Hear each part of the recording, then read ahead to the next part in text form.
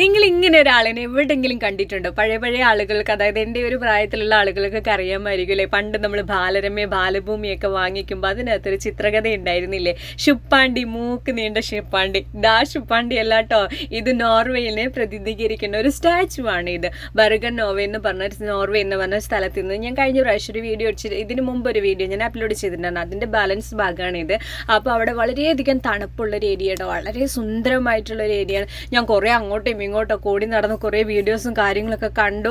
അതിനുശേഷം ഞാൻ ആ ജംഗ്ഷനിൽ അന്തം ഇട്ടിട്ട് ഇങ്ങനെ നിന്നോട്ടോ കുറച്ച് നേരം. അപ്പോൾ ഒത്തിരി ആളുകൾ ഫോട്ടോസ് എടുക്കുന്നു, വീഡിയോസ് എടുക്കുന്നു. അവർ വളരെയധികം എൻജോയ് ചെയ്യുന്നുണ്ടോ. ഒരു മെൻ്റലി റിലാക്സേഷൻ ആണ് കേട്ടോ ഇവിടെ ഉണ്ടായി കഴിഞ്ഞാൽ. പിന്നെ ഞാനൊരു കോട്ടിൻ്റെ വില നോക്കിയിട്ട് കണ്ടപ്പോൾ നല്ല ഭംഗി തോന്നി, പക്ഷെ വളരെ എക്സ്പെൻസീവ് ആയിരുന്നു. അപ്പം ഞാനത് വേണ്ടാന്ന് വെച്ചു. പിന്നെ എൻ്റെ സ്ഥിരം വീഡിയോ കാണുന്ന ആളുകൾക്കറിയാം ഞാൻ എവിടെ പോയാലും ഈ ഐസ്ക്രീം കഴിക്കാതിരിക്കില്ല. അപ്പോൾ ഈ നോർവേയിലെ സ്പെഷ്യലായിട്ടുള്ള ഐസ്ക്രീമാണെന്നാണ് ഇത് പറയുന്നത്. കുറേ ആളുകൾ വാങ്ങിക്കേണ്ടായിരുന്നു. പിന്നെ നമ്മുടെ സാധാരണ പഴുപ്പ് ഉപയോഗിച്ചിരിക്കുന്ന എല്ലാ ഐസ്ക്രീമും നാച്ചുറലായിട്ട് ഐസ്ക്രീം ഉണ്ടായിരുന്നു. ഒരു സുന്ദരി പൂച്ചക്കുട്ടി, കൂച്ചക്കണ്ണുള്ള കുഞ്ഞു പെണ്ണ് അവിടെ നിന്നിട്ട് കഴിക്കുന്നുണ്ടായിരുന്നു കേട്ടോ ഐസ്ക്രീം.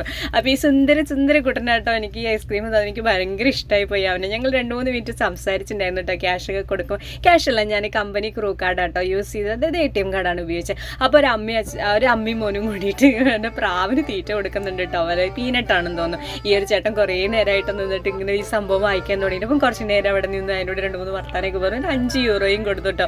യൂറോ കൊടുക്കുന്ന എനിക്ക് വീഡിയോ എടുക്കാൻ പറ്റിയില്ല, കാരണം എൻ്റെ കയ്യിൽ ഐസ്ക്രീമാണ് ഇതുകൊണ്ട്.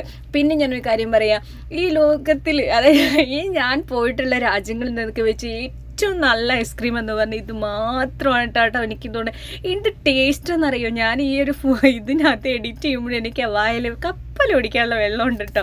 പിന്നെ ഏകദേശമൊക്കെ നല്ല മെൽറ്റ് ആവാൻ തുടങ്ങി. കാരണം തണുപ്പെന്ന് പറഞ്ഞാൽ ഇത് ഒരുപാട് തണുത്ത ഐസ്ക്രീം അല്ല, ഭയങ്കര ക്രീമി ആയിട്ട് വളരെ തിക്കല്ലാതെ ഭയങ്കര സോഫ്റ്റ് ആയിട്ടുള്ളതാണ്. അപ്പോൾ ഏകദേശം ഇങ്ങനെ മെൽറ്റായി പോകാൻ തുടങ്ങി. അപ്പോൾ രണ്ടും കൽപ്പിച്ച് ഒരു ചെയറിലിരുന്നു കേട്ടോ. അവിടെ നിന്നിട്ട് ആസ്വദിച്ച് തന്നെ ഇരുന്ന് കഴിച്ച് കാലൊക്കെ കയറ്റി വെച്ച് ആസ്വദിച്ചിരുന്ന് കഴിച്ചു കേട്ടോ. അപ്പോൾ എൻ്റെ മോൻ്റെ പ്രിയപ്പെട്ട ഒരു സംഭവം ഉണ്ട് കേട്ടോ, പുറകിൽ കണ്ടില്ലേ ഓടി കാറ്. അപ്പോൾ പിന്നെ ഞാനത് കഴിച്ച സ്ഥലത്ത് കുറച്ച് വീണിട്ടുണ്ടായിരുന്നു. അതൊക്കെ ഞാൻ തുടച്ചിരുന്നു. നമ്മളെല്ലാവരും ബഹുമാനം, നമ്മൾ ഔട്ട്സൈഡ് കൺട്രി ആണെങ്കിലും നമ്മുടെ കൺട്രിയാണ് നമുക്ക് ആ ഒരു റെസ്പെക്റ്റ് എപ്പോഴും കൊടുക്കണം. നമ്മൾ വൃത്തികേടായിട്ടിരിക്കുന്ന സ്ഥലങ്ങൾ ഒന്ന് വൃത്തിയാക്കുക എന്നുള്ളത് നമ്മൾക്ക് ഒരു ഉത്തരവാദിത്തമായിട്ടാണ് നമ്മൾ കാണണം കേട്ടോ. പിന്നെ എൻ്റെ മൂക്കിന് അത്യാവശ്യം കുറേശ്ശെ വെള്ളം വരാൻ തുടങ്ങി കേട്ടോ. അത്രയും തണുപ്പാണ് ഇവിടെ. അപ്പം പിന്നെ ഞാൻ അതൊക്കെ ആസ്വദിച്ച് അങ്ങ് നടന്നു. അല്ലാതെ എന്ത് ചെയ്യാൻ പറ്റും. പിന്നെ വഴിയരിയിൽ കുറേ പൂക്കളൊക്കെ ഉണ്ട്, അതൊക്കെ കണ്ടു. അപ്പം നോക്കുമ്പോൾ സ്കെച്ചിങ് ആണ്. അച്ഛനും മോനും കൂടെ പോകുന്നുണ്ട്. അതീവ സുന്ദരമായിട്ടുള്ള നോർവേ കാഴ്ച ഇവിടെ തീരുവാട്ടോ. അപ്പൊ അടുത്ത രാജ്യത്തിലേക്ക് ഞാൻ പോകുന്നുണ്ട്. ഇത് അതിലും വലിയ വീഡിയോ ആണ് ഇനി വരുന്നത്. അപ്പൊ ഞാൻ തിരിച്ചു വരുമ്പോൾ അപ്പൂപ്പൻ കടലിൽ നിന്ന് മീനൊക്കെ പിടിച്ച് ഒരു വലിയൊരു കവറിൽ കെട്ടി വെച്ചിട്ടൊക്കെ ഉണ്ട് കേട്ടോ. അപ്പൊ അതിന്റെ അപ്പുറത്ത് തൊട്ടടുത്ത ആൾക്കാരും കുറെ മീൻ പിടിക്കുന്നുണ്ട്.